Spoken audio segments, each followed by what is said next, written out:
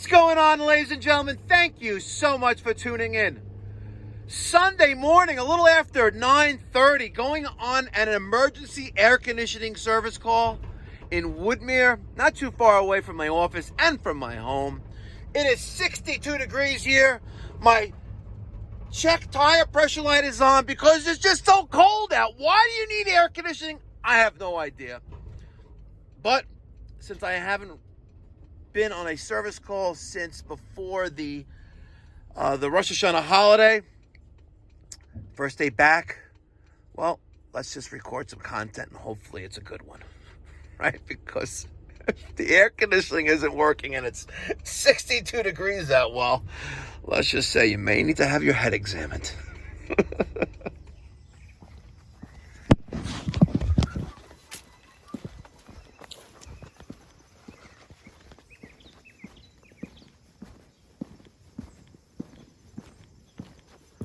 Lift, right, lift, right, lift.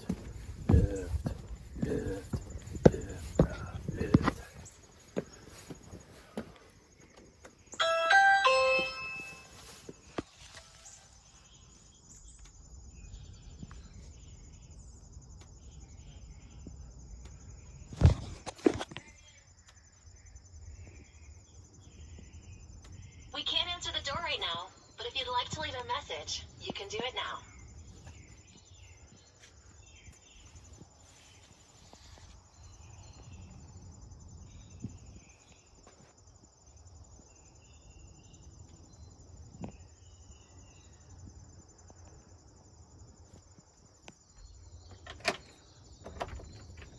Yes, may I help you? Good morning. Hi, it's a professional.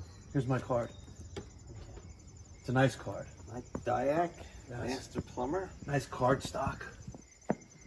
You have cards like that? I can hook you up. No. No? Yeah, this is big card stuff. I'm here for your air conditioning. Come on in. Travel too far, sir? Nope, not too far at all. I turned it off, Smart. but even it's whatever. So the fan is on. Yeah, so Feel this. cool. Well, you just turned it on. It doesn't happen. Yeah, but I mean, it's Oh, not bad. Nice 73 degrees in here. Do you know that for the cost of opening the window, you could have 60-degree outdoor temperature inside your home? I know that now.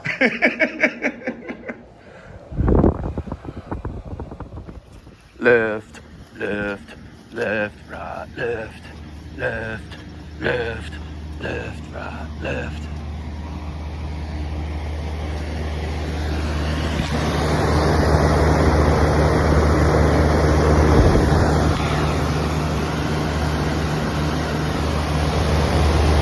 Oh yeah? Guess they didn't call action repair this. All right, let's talk about what's going through my head right now.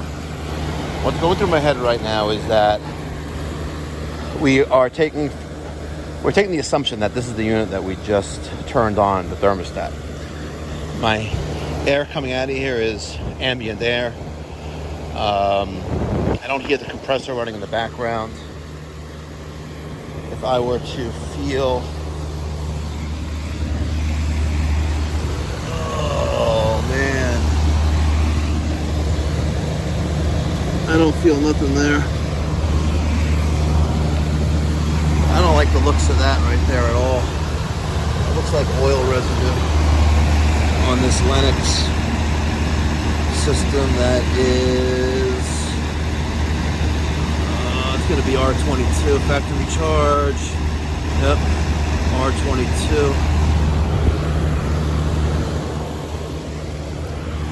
There's our disconnect. Oh, maybe the compressor is running. Contactors pulled in. I wonder. I really wonder. It smells kind of funky in there. Yeah, that's definitely oil residue.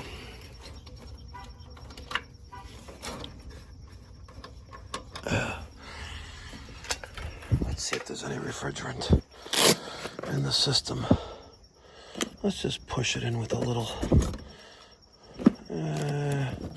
let's push down with a little screwdriver. Oh, she got some refrigerant there. R22, we have half the pressure of R410A, so I'm still suspecting this compressor. Let's take the electrical panel off and see what we see.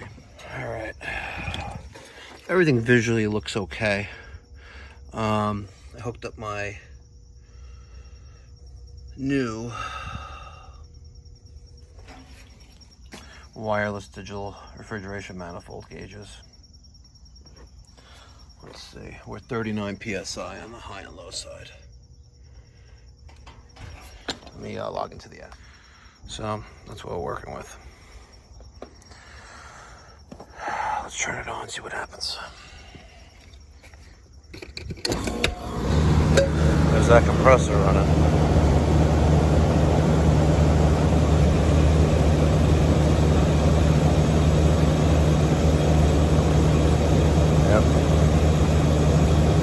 Like empty. She like empty. All right, let's look for a leak. I suspect that we're right here somewhere.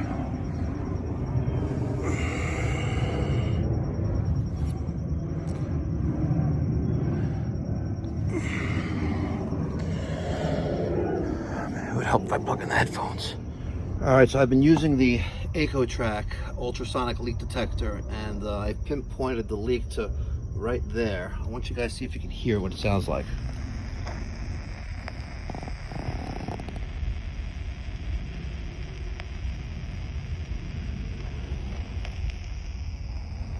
I don't know if you guys hear that, but that's where the leak is. I'm gonna see if I can get some soapy water to actually show it to you. And I'm also gonna take out the thermal imaging camera to see if I could show you a temperature difference. And there it is right there, and if you look close enough you could see a color deviation right there on the screen. And just goes to show you that using a thermal camera can also help you with leak detection. Pretty cool. All right, I don't have any soapy water, but I got some spray 9, so I don't know if it's gonna work, but I want to show you guys the leak. Let's take that out. Let's see. Probably not.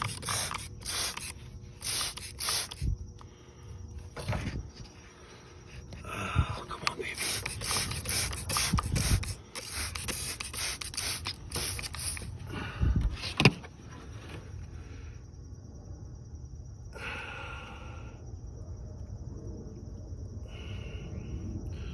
Yeah, this is not going to work. Not spraying. I need some soap. All right, I closed both service valves, added some more nitrogen. And let's take a look at that right there. That's just one part of this coil leaking refrigerant. And at this point now, it's just leaking nitrogen, but that sucks. All right. So now we're at this point of the service call. We need to explain to the homeowner how we are going to proceed.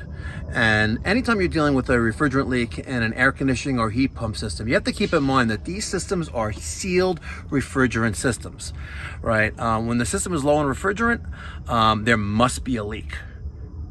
Alternatively, it's also possible someone also could have removed the refrigerant, but in most cases, almost all cases, you have a leak in the system. It's a sealed system, and this leak will not go away. And this is when you need to explain as a technician to your end user, the homeowner, the client. They have 5 options. And I'm going to quickly run through them right now. We'll talk about them a little bit later on. But number 1, obviously, do nothing. If you do nothing, system's not going to work, and you'll be back where we started from before we even got here. Number 2, we can add refrigerant, basically getting a blood transfusion. but without actually getting patched up, you know, the blood that you just transfuse back into the system, or the refrigerant that you just transfuse back into the system, is going to leak out again. Number 3, you can attempt to repair the leak with a sealant.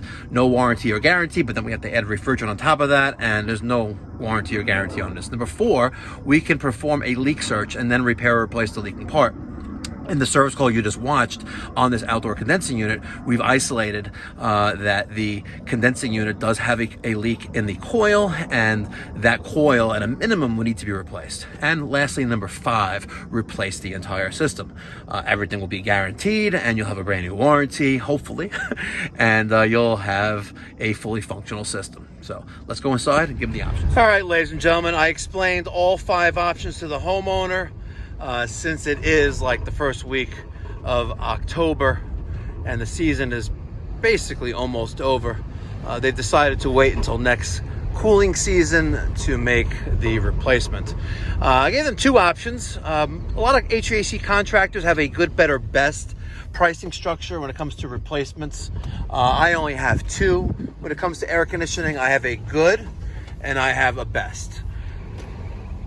For our good line, we'd put in another Remarud.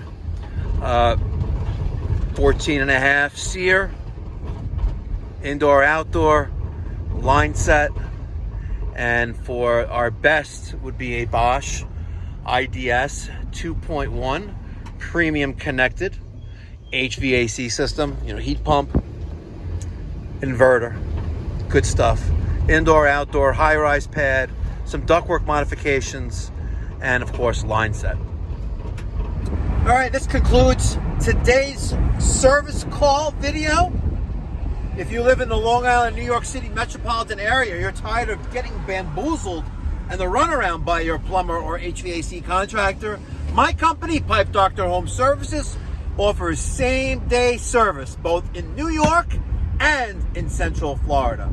So if you're in the New York metropolitan area of New York City, Long Island, give us a call at 516-348-6300.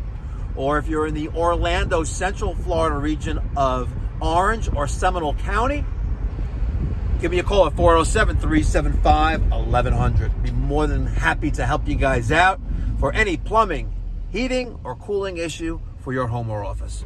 Thank you again so much for tuning in. I really appreciate it. I'll catch you on the next one.